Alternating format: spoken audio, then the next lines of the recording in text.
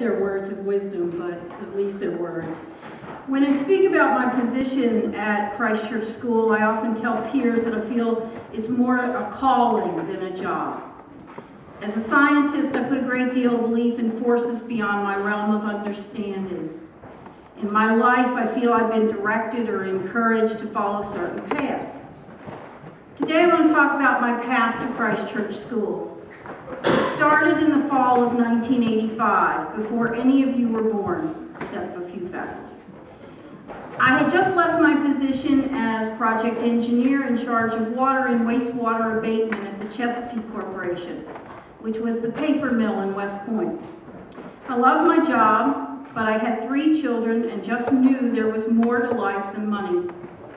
The owner of the paper mill, Stuart Olson, and his wife Shirley, invited my husband and I to a dinner party at their home to celebrate our new rector at church.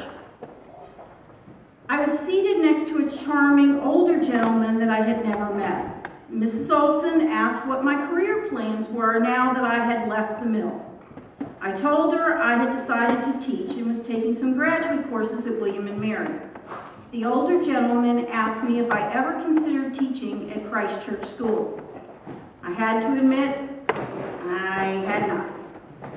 I told him that I thought it would be interesting. I later found out he was chaplain at Christchurch School, the legendary Pope Gregory. I next taught at West Point High School for 1 year while our teacher was out sick.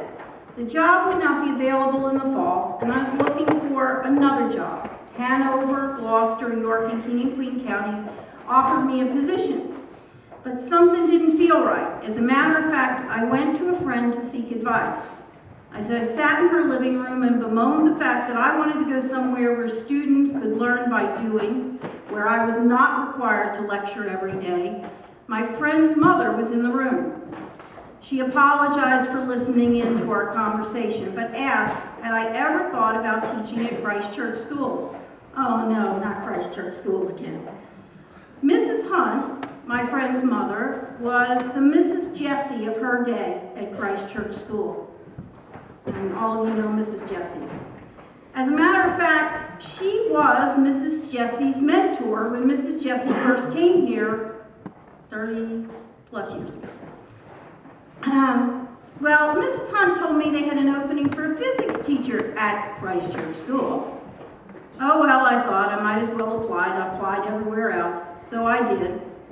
And Mr. Phipps offered me the job. Mr. Phipps was the headmaster at the time. He warned me that the work would be hard, but if I had the calling, it would make all the difference. But did I really want to teach in a boarding school? I didn't even know what a boarding school was about. I had a lot of questions. That very day, I was walking down the hall at West Point High School, and Herb Brown, the vice principal, stopped me in the hall and said, "How's your job search going?" I told him about the Christchurch offer. Mr. Brown took off his glasses and smiled. You know, we older folks have a tendency to do that when we're remembering something pleasant. You know, you ever know you sort of take off the glasses? Okay. But he taught music at Christchurch, and he said it was the happiest days of his life. And he sometimes wished he had never left. Again, the push towards Christchurch. I went home that day and talked to my husband, and I told him I think I'm being guided to Christchurch. And with his help and talking out a lot of logistics problems, I decided I would give it a try. My first day at Christchurch, I walked into my classroom, which bore a plaque, it still does, saying that this was the Olson Lab. It was named for one of the owners of the paper mill. I remember feeling that was almost like a sign that I was supposed to be here. That was 23 years ago. I now know that I was guided to Christchurch School for many reasons. I was called. I've had many advisees who are like my own children. I've had the joy of seeing many students matriculate to the college of their choice.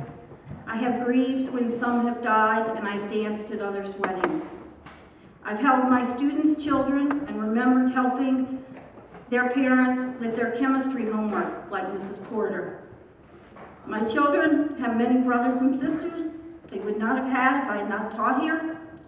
If I had stayed at the paper mill, I might have had a nicer home. might have had a lot better car, but I would have missed out on being part of all of your lives. I feel I've been blessed, as the reading states. I know that many of you will leave this place and remember this faculty. You wonder why they do it. Obviously, it's not for the money or the fame.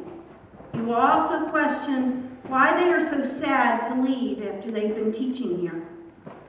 Remember, the faculty has been called by a higher power to help you on your journey. And you, in turn, will make a difference in others' lives.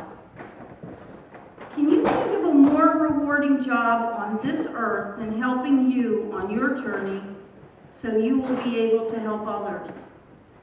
I can't.